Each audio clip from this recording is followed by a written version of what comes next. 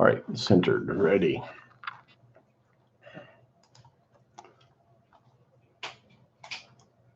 All right, happy New Comic Book Day, nerds.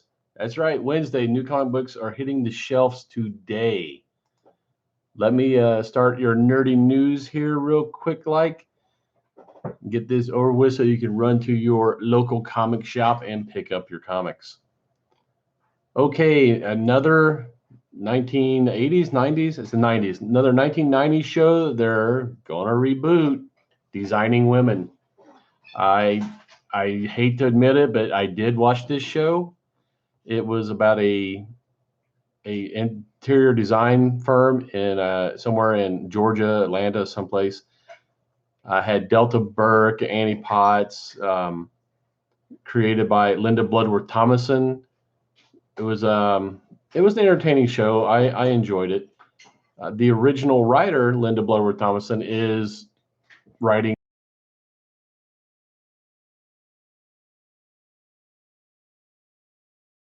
She does. Some of the networks are going to start clamoring to get a part of it.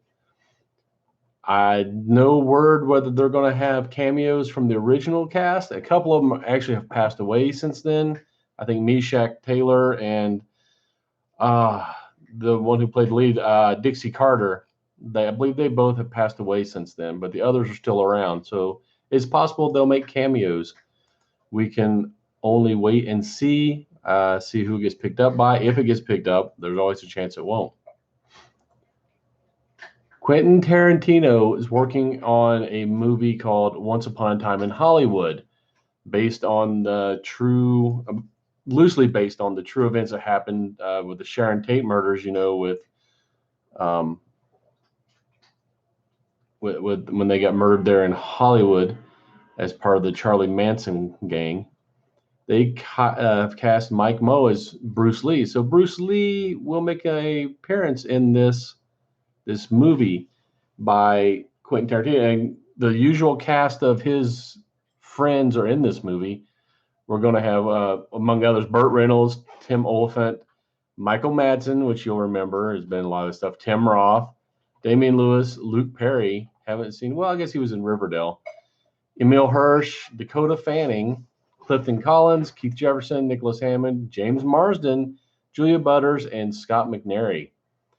Like I said, set during the summer of '69, kind of chronicling, telling the story of what happened during that summer with the Manson gang murdering those people, Sharon Tate being one of them. This is slated to be released August 9th of 2019, so about a year from now, you'll be able to see the newest Tarantino film, which will have Bruce Lee and Charlie Manson. Whoever thought you'd get both those guys in one movie, right? Netflix has a new animated adventure coming up called Next Gen, based on the original comic book 7723. This is a super secret robot somehow befriends this lonely little girl, and she uses it to take care of bullies and what have you. Supposedly the bidding on this project was pretty high. Netflix won out. The preview I've seen of it, the little trailer, it looks really cute. Anytime you have a kid befriending a robot, that's box office gold. So look for Next Gen on Netflix. No date. Oh, there we go. September 7th. So that will be on Netflix September 7th for you, your viewing pleasure. Like I said, who doesn't like a robot and a kid? Speaking of things you should like, Danny McBride. That guy, he's one of my favorite actors. He does comedy really well. I actually does drama pretty well. I kind of liked him in Alien Covenant. He is going to be in a new movie called Arizona. It's a dark comedy set in the housing crisis of 2009. Realtor is going through some problems because of the bubble burst with the housing. Danny McBride's character is disgruntled about something. I'm not sure what, but he comes in to confront the real estate company He ends up kidnapping one of the workers there, and it's basically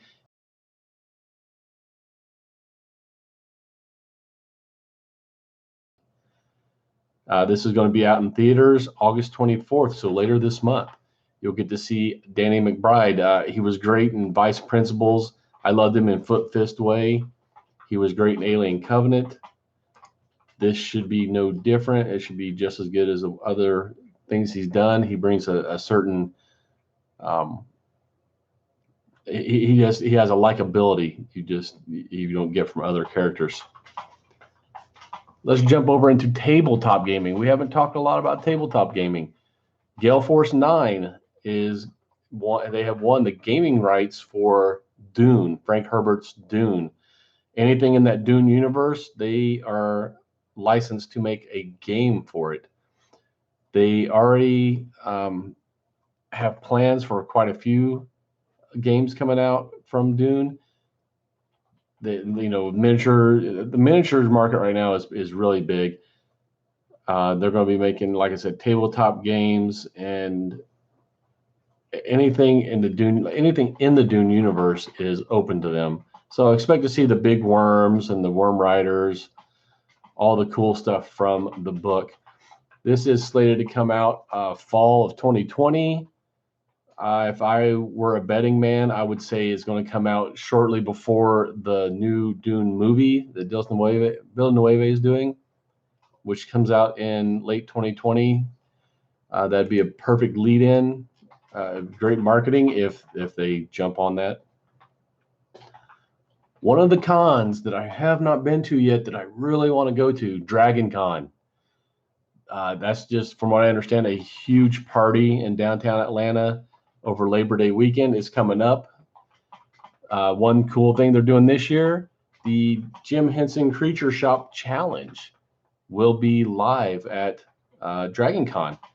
They're going to, if you can go on the Dragon Con website and see all the rules and regs of how you can jump in on this if you're a creature creator, or if you just want to go and watch. It would be amazing to watch these guys build all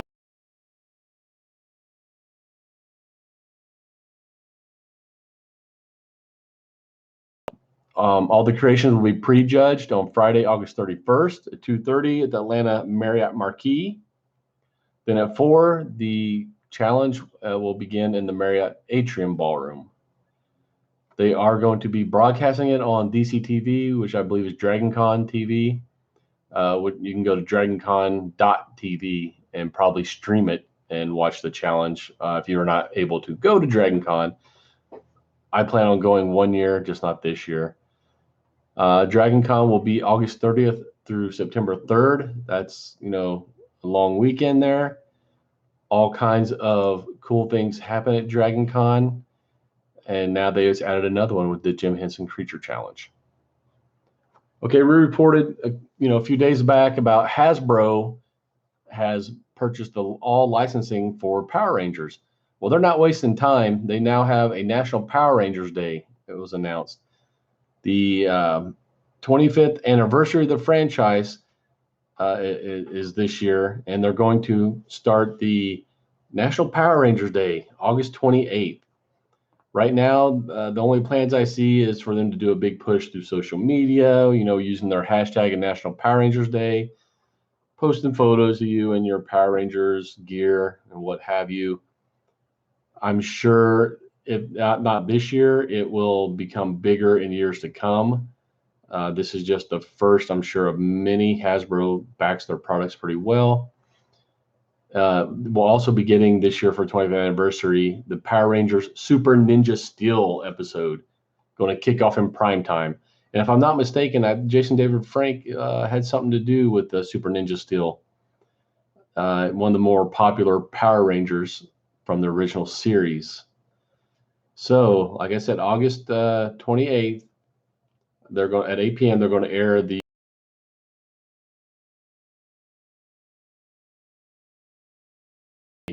to post and your pictures of you in your Power Rangers gear and let everybody know you're a big Power Rangers fan. Also in tabletop gaming, we got a few tabletop gaming things today. Fantasy Flight they've got a new way of gaming. They're calling it the unique games model.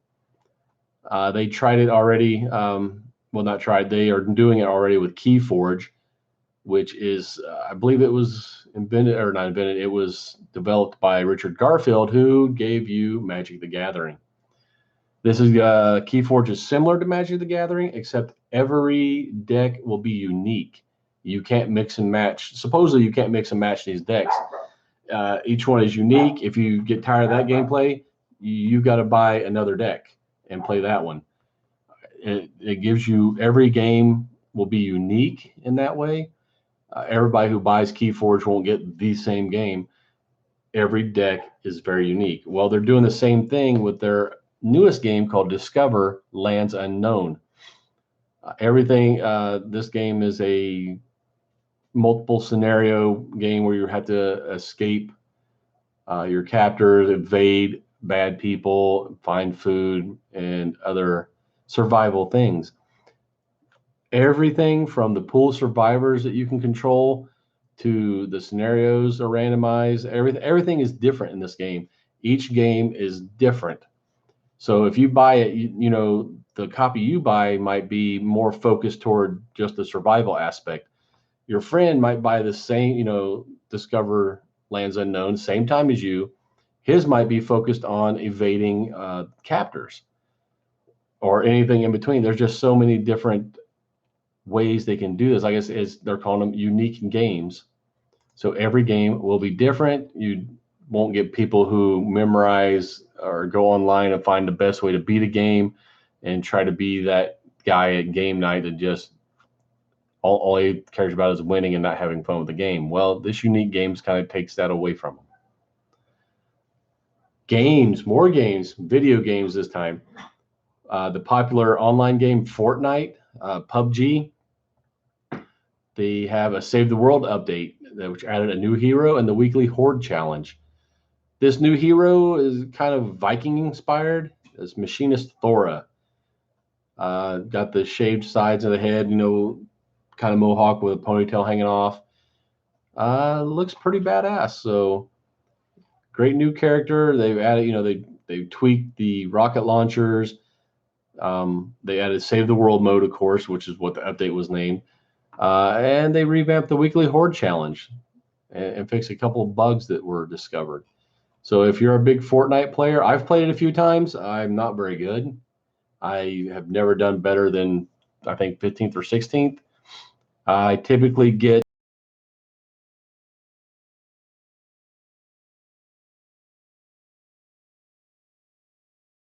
the new Save the World update is there. You can get a new character, and they've tweaked all the fixes.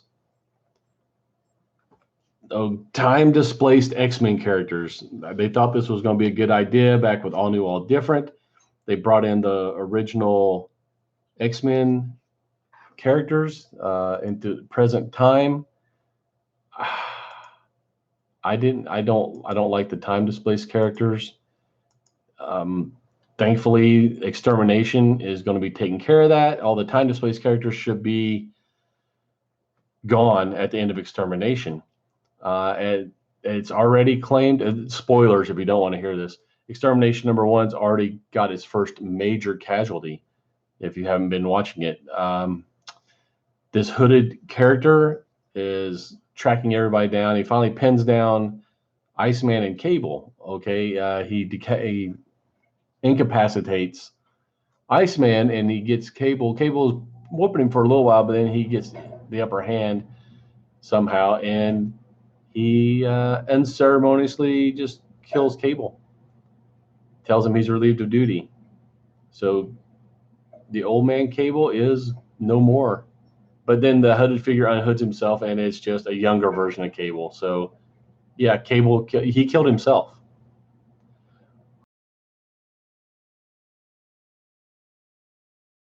Characters who haven't been very popular. Bad idea, Marvel. I don't know why you did it. Anytime time travel and time display stuff is old. Please stop using it. It's just like using the clones. Stop using clones. My Hero Academia, another anime.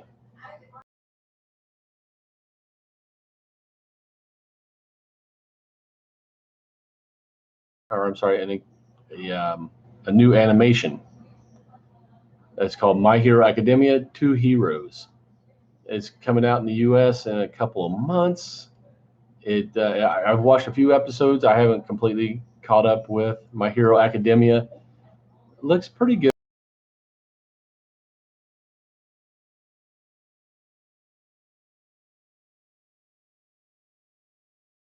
It premiered in Japan August 3rd, made about 5 million. Not bad for a anime. It comes out in the U.S. The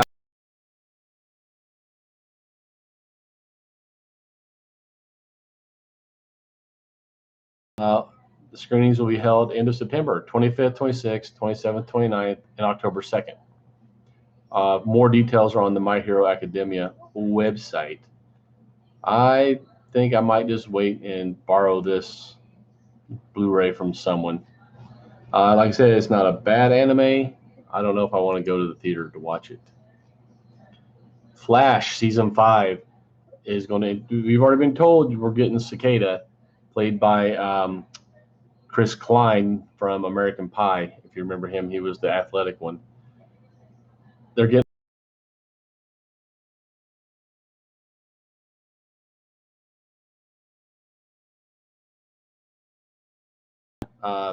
Ragdoll started as a guy named Peter Merkel, who they say was triple jointed. That's his power.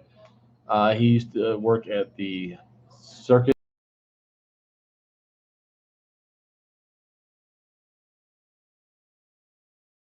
A petty thief. His son, Peter Merkel Jr., came out as a darker version of that same Ragdoll character. I don't find that to be a superpower, but hey, why not? He will be in the new season of Flash season 5, which returns October 9th at 8 p.m. Tuesday, CW. Flash, hugely popular show for CW. They've been killing it with their superhero shows. Let's hope Ragdoll is not a cheesy character. Okay, one of my favorite non-superhero type movies, John Wick. The first two movies were so incredibly action-filled.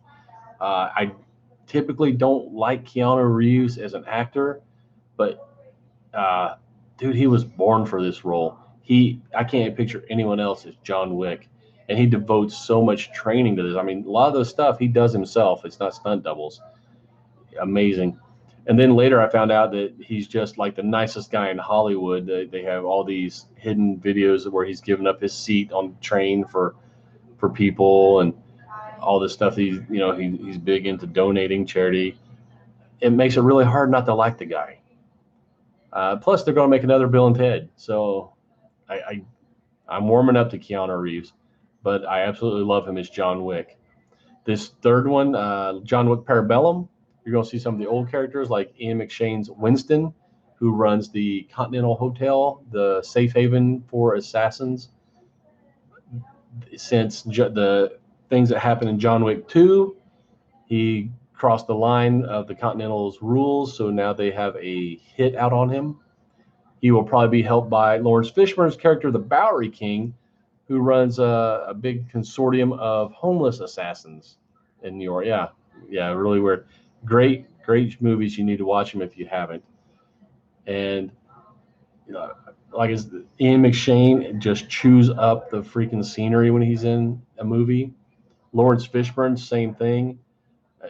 Those are two very, very iconic actors who just demand the screen.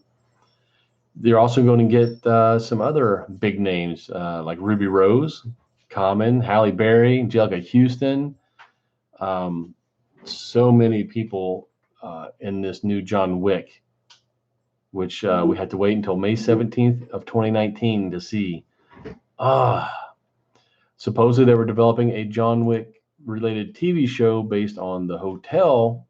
It's supposedly an international hotel chain for assassins. I haven't seen much about that since they first announced. It's a great concept. I'd love to see it. But in the meantime, we're probably going to get the John Wick Parabellum first in 2019. Star Trek Discovery, even though it's on CBS All Access, which is a subscriber pay channel, it still did really well, enough that they've renewed it for season 2. They have cast the person they're going to have be Spock. It's going to be Ethan Peck.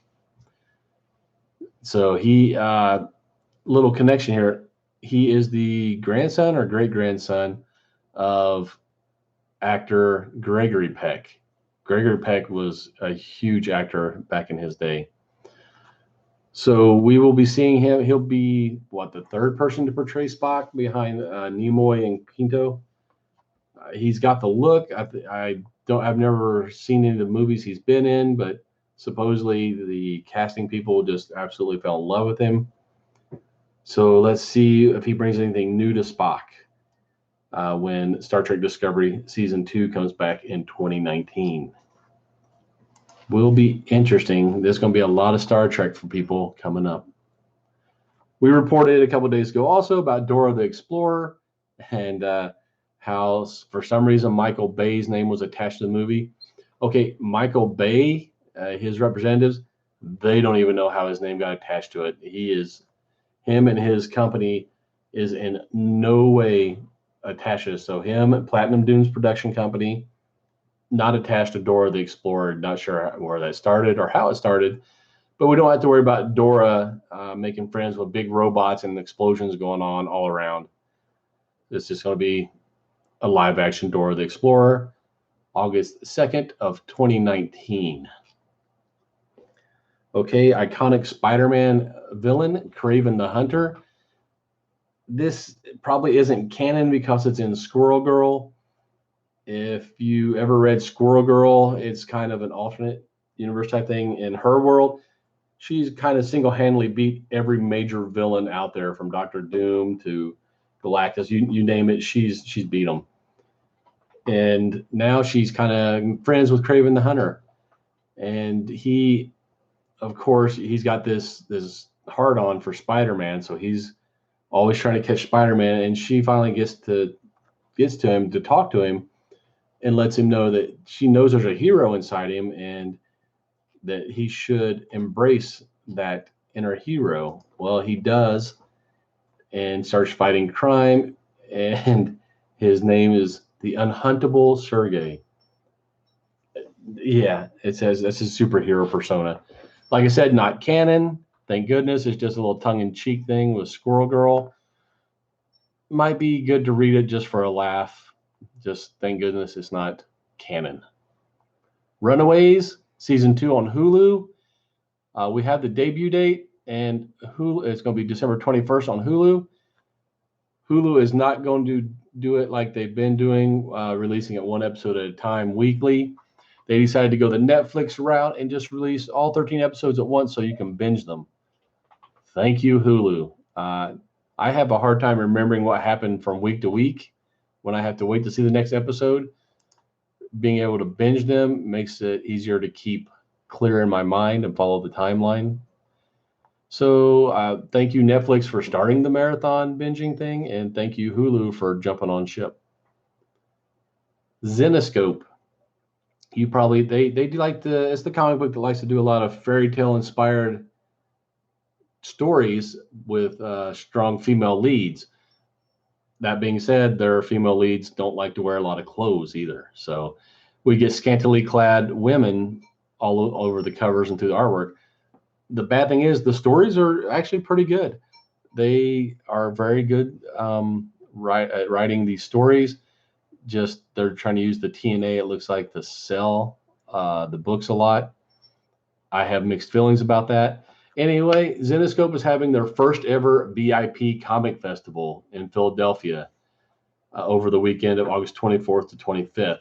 This is open to anyone who is a Zenescope VIP. The program, it's a lifetime membership for their most loyal fans. I believe it's like $99 to $100 or something. You can become a lifetime VIP, and now you will get invited to these VIP Zenescope festivals, where you're gonna be able to meet all the artists and the creators, the co-founders, Joe Bruscia and Ralph Tedesco. I'm sure there'll be lots of signings.